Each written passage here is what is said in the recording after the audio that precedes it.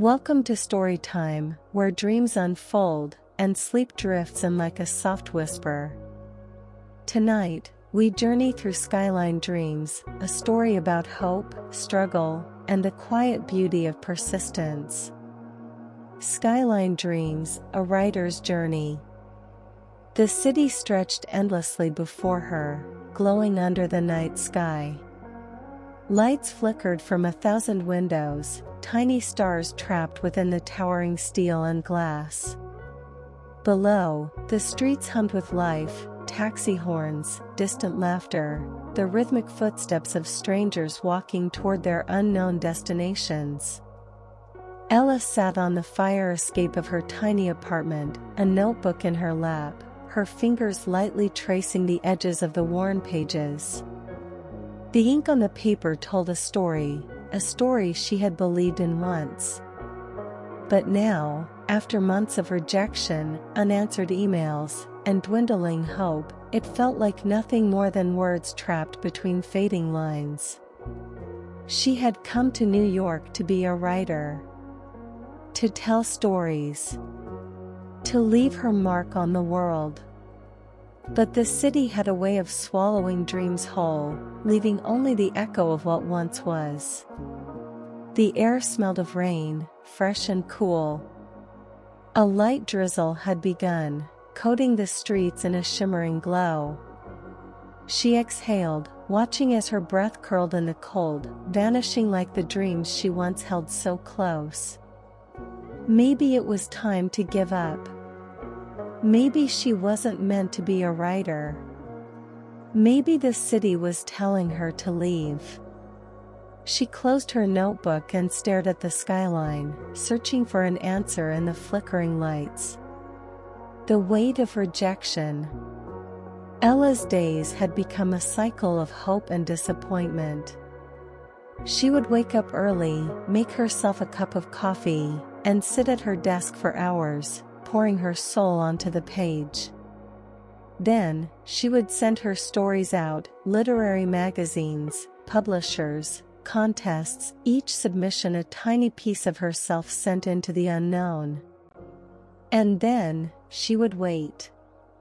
The rejections always came the same way. "Thank you for your submission, but we regret to inform you."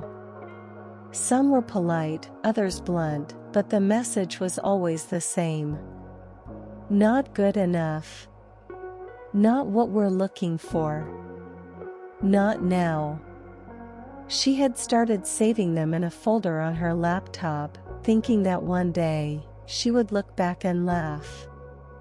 But now, the folder felt heavier than ever, each rejection a stone in the sinking weight of her doubt. Tonight, she had received another one.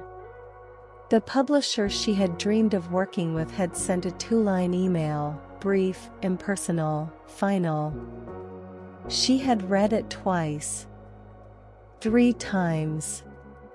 Then, without a word, she had climbed out onto the fire escape, seeking comfort in the vastness of the city. But the city did not comfort her. It only reminded her of how small she was. A stranger's kindness. A sudden gust of wind sent a loose page from her notebook fluttering down toward the street below. She gasped, watching helplessly as the paper danced between raindrops, twisting in the air like a lost leaf. And then, someone caught it.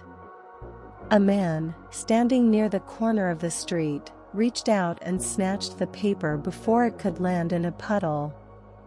He looked up, scanning the fire escape, then lifted the page toward her. "You dropped this," he called, his voice barely reaching her over the city's hum. Ella hesitated, then climbed down the iron ladder, landing softly on the wet pavement. As she approached, she saw him more clearly, a man in his early 30s, wearing a worn-out coat, his dark hair damp from the rain. He held out the paper with a small smile. She took it. "Thanks." He glanced at the notebook in her hands. "You're a writer?" "Trying to be," she said, tucking the page back into place. He nodded, as if he understood more than he let on. "I used to write, too. Before life got in the way." She looked at him curiously. "What did you write?" "Poetry. Stories. Things that made sense to me." He shrugged. Then bills piled up, and writing didn't seem practical anymore. Ella knew that feeling all too well. "But you're still here," she said, motioning to the notebook in his coat pocket. "Still writing." He chuckled. "Maybe some dreams never really die. They just wait for the right time to wake up again." His words settled into her mind, quiet but powerful. Maybe she wasn't failing. Maybe she was just waiting for the right time. For the first time in weeks, she felt something other than doubt. She felt possibility. A new beginning. The next morning, Ella woke before sunrise. The city was still drowsy, the streets painted in shades of blue and gray. She sat at her desk, her fingers hovering over the keyboard, the memory of last night still fresh in her mind. She thought of the stranger, the way he had spoken about writing as if it were something sacred. She opened a new document. And then, she wrote.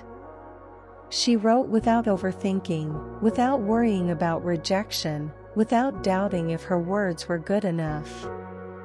She wrote because she had to. Because the stories inside her were still alive, still waiting to be told. When she was done, she looked at the screen, at the words that had formed from nothing. She took a deep breath. And then, she sent it out into the world. Not with fear, but with hope. As the city lights shimmered like scattered stars, Ella smiled to herself. Some dreams take time, some paths twist and turn, but the journey is what makes the story worth telling. Thank you for listening to Story Time, where dreams take flight in the quiet of the night. Sleep well.